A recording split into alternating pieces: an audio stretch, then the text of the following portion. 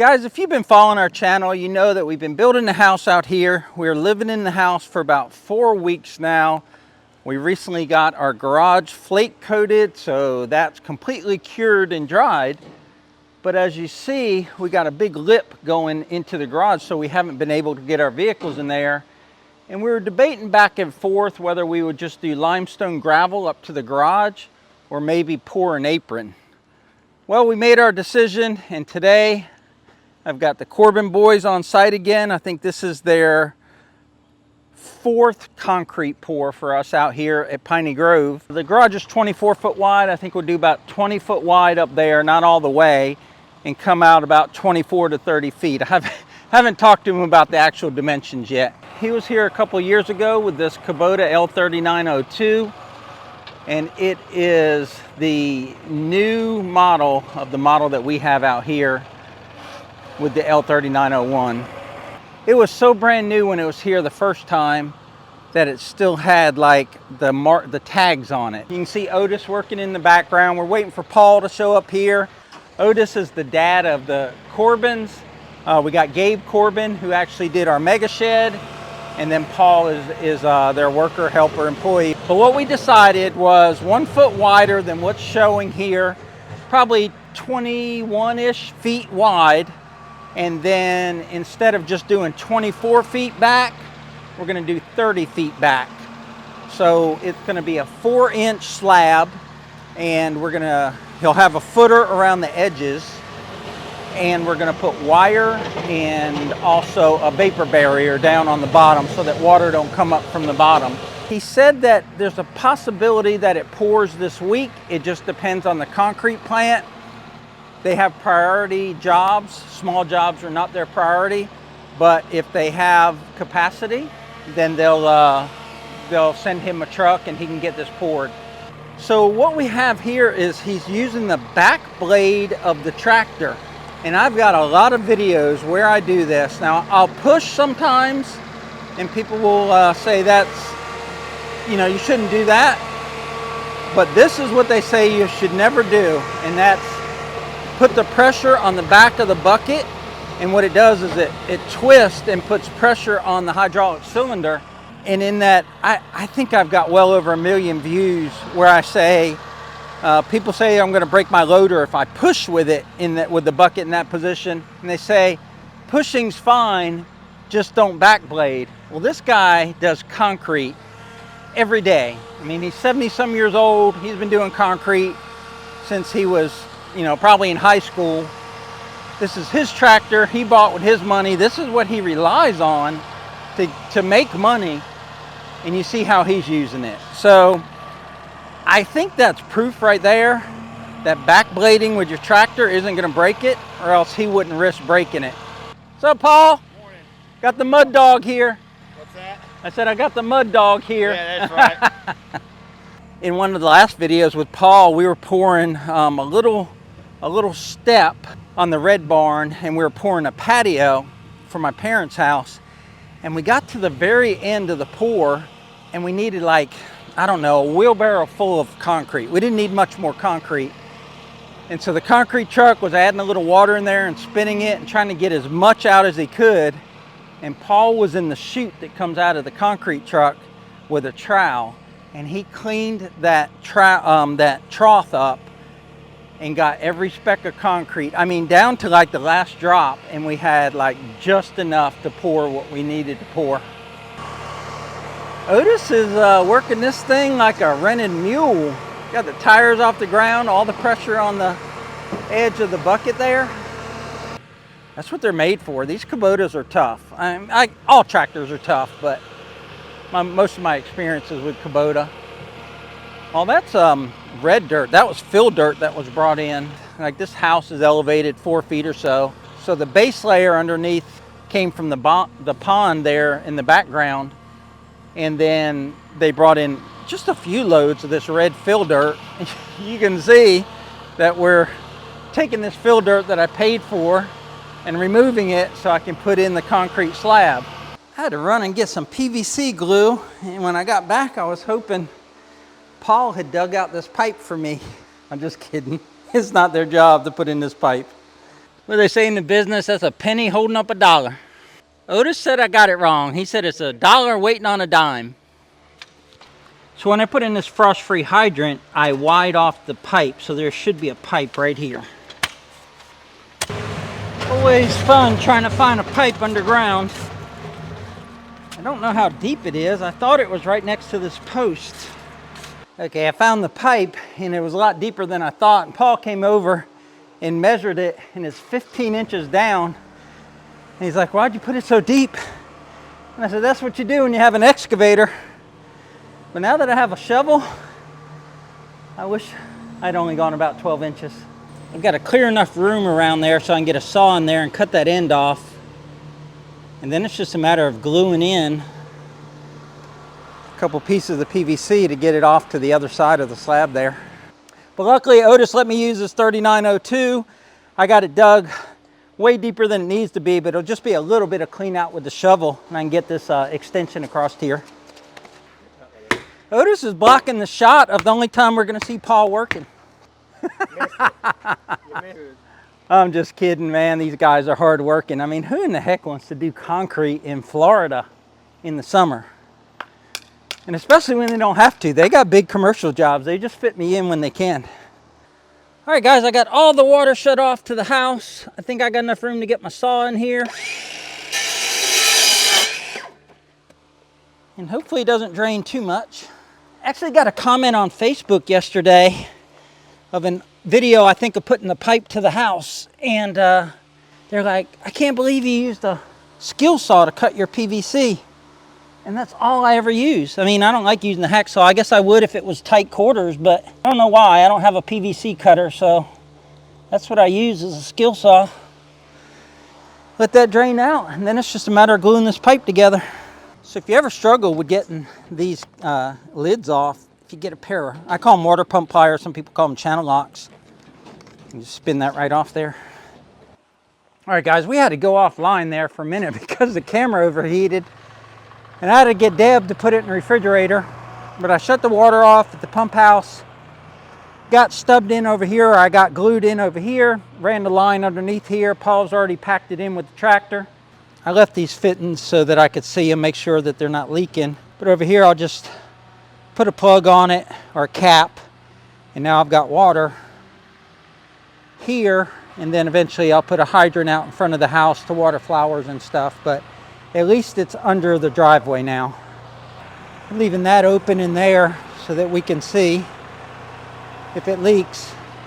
But now it's backfilled, it's pressurized, and while I had everything, all the pipes unpressurized or depressurized, I pulled the filter out of the pump house and Deb cleaned the filter. It's just a sediment filter. That was pretty dirty, so all systems go with water. Now the focus is concrete.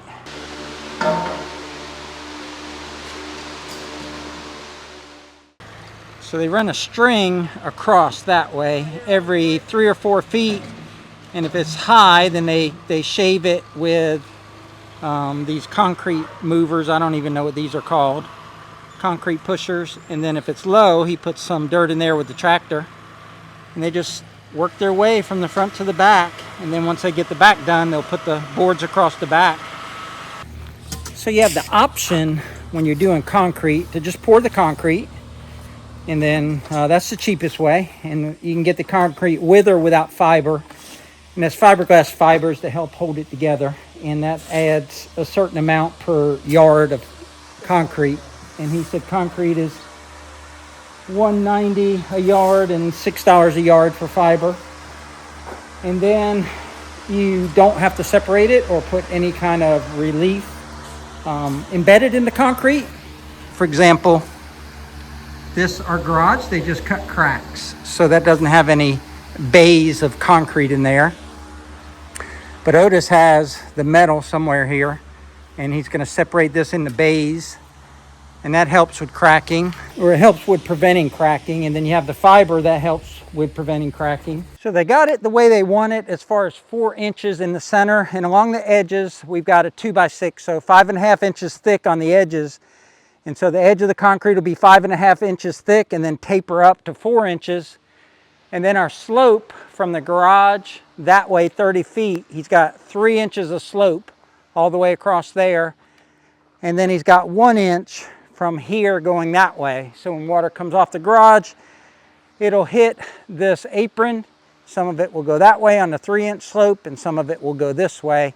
And that way it's just constantly shedding water away from the house. He's getting ready to put that back piece on there, and then it'll be formed in, and then he'll start with the plastic and the wire and have it done and ready for concrete here in a few hours. So I had some plastic left from the hurricane 7 years ago. I bought that to cover things and just didn't end up using it. So I've been having it for a while. I told me he didn't need to buy plastic, and that'll be our vapor barrier. It's 6 mils. He says that's what he uses. Paul came over and looked at the box and he said, "Thanks for getting us black plastic. We love working with black plastic when it's 100 degrees out." He said they did a 4,000 square foot house, all black plastic, and it absorbs heat, it reflects heat. He said it's just really, really hot to work with, but it's what I got. Sorry, Paul. I really am sorry. I wish I had some white plastic for you. Just doing the final scrape there. And Paul's got the string, and as Otis scrapes it, they'll just make sure they have 4 inches. And 4 inches is plenty for cars. I think my shop is 4 inches. It might be 6 inches in places, but the bulk of it is 4 inches. And I think it's 3,000 PSI concrete, something like that. This clay right here is so hard. You can barely even chip it up with the claw of the hammer. So the house is sitting on dirt from the pond down there, and a lot of that was clay. And a lot of this area is clay as well from the pond, and also a lot of our soil has some red clay in it. But when that stuff gets like dry, like a pottery clay dry, you can't shovel through it. I mean, you got to pick it either with a pick or use like the excavator teeth and loosen it. But like a box blade, it laughs at a box blade. The blade on front of the excavator, it laughs at that. Like you push and it like makes it shiny and it squeaks. It won't even like shave off an inch. You wouldn't believe just how tight and how compact that gets.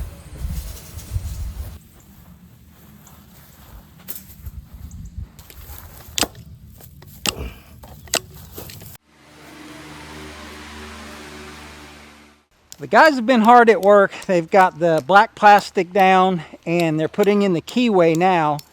And that keyway just breaks the concrete up into little sections or smaller sections, so it's less apt to crack. We talked about that earlier in the video.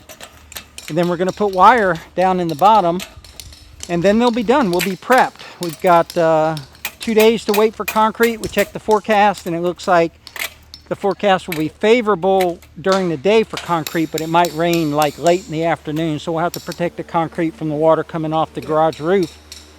But there it is there, right there, 20 foot wide by 30 foot long. And I wanted to make sure we had enough room on there to park both vehicles. I have a standard, half-ton pickup. And we were going to go with 24 feet, but 30 feet just looks like you could have the vehicle up there. You can wash it, walk around it, and not have to step in the dirt or step in the gravel driveway. So I think it was the right call. And I doubt the job was that much more for 6 more feet of concrete to come this way. But it's looking good. It's kind of putting that finished look to the house. We talked about this with the flake coating in the garage, is that the garage looked okay. And now that that's got the epoxy flake coating on it, that looks finished. And now having a concrete driveway, well, we'll have white gravel going to grayish concrete driveway with a broom finish going into the garage. It's just really going to complete this look of the house here. This give it a finished look here where it's been kind of ugly for 6 or 8 months while we've been through the house build. All right, last step of the day. You boys got another job after this one? Oh, you're going to pour after this? 50 yards, yeah. 50 yards? I can't remember. Is that big? Oh, you're just kidding? Joking. Otis is just full of jokes today. He is, and he delivers them with that just straight face. He doesn't smile. He's just like, yeah, we got to go pour 50 yards. He said it's his poker face. See, by pulling it that way, and it naturally wants to twist down.